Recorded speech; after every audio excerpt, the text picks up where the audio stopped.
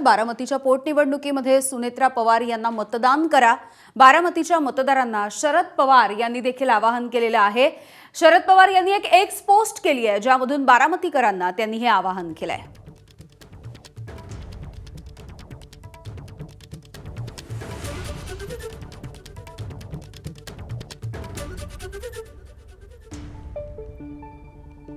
तर आज बारामतीच्या पोटनिवडणुकीसाठी सांगता सभा पार पडली, ज्यामध्ये सुप्रिया सुळे सहभागी झाल्या होत्या।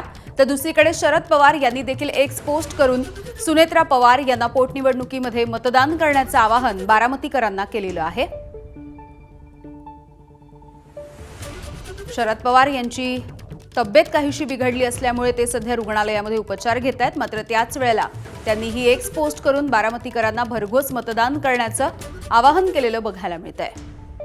येत्या 23 तारखेला बारामतीसाठीची ही पोटनिवडणूक होणार आहे, तर 4 मे रोजी या पोटनिवडणुकीचा निकाल हाती येईल।